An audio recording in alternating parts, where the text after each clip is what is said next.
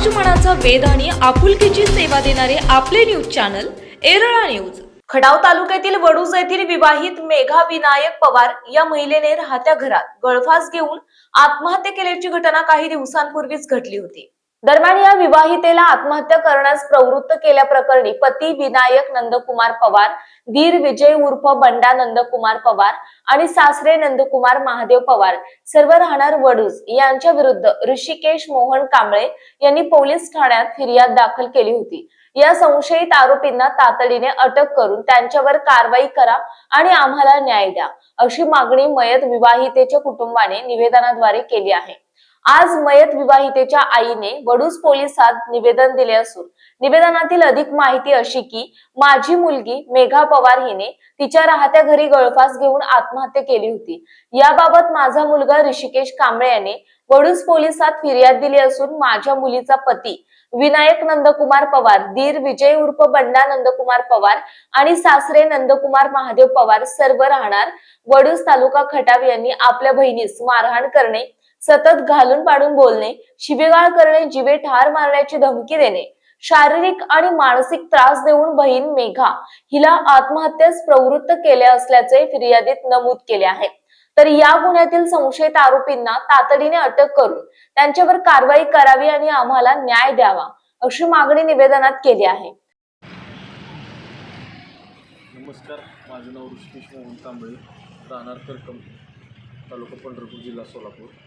माझी बहीण मेघा विनायक पवार हिला इथं आम्ही वडूजमध्ये दिलं होतं, विनायक नंदकुमार पवार यांच्या घरी। तर तिला लग्नाला आत्तापर्यंत 12-13 वर्ष झालेली आहेत।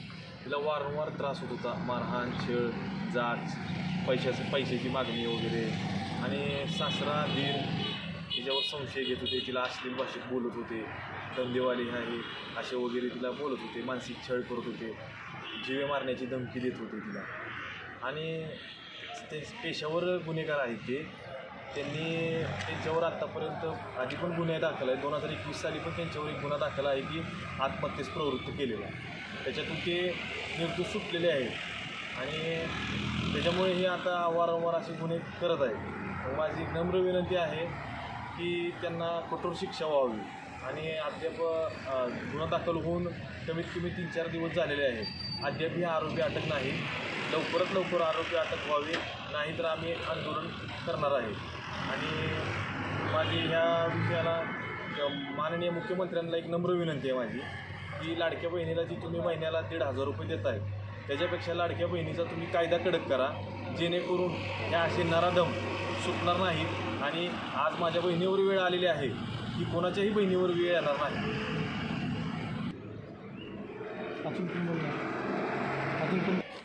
सुरेखा मोहन कांबळे करता मुलीची आई आहे। मुलीला सारखं सतत त्रास होत होता, मानसिक त्रास देत होती, पैसे मागणी करत होती।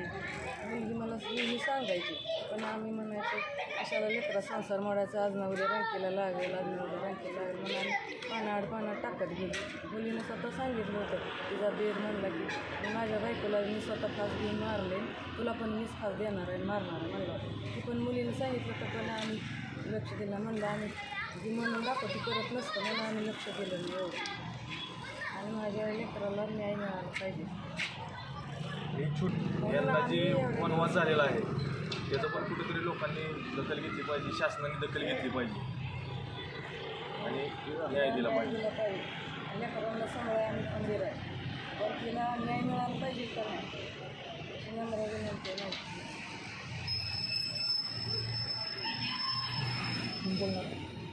प्रतिनिधी शरदराव कदम।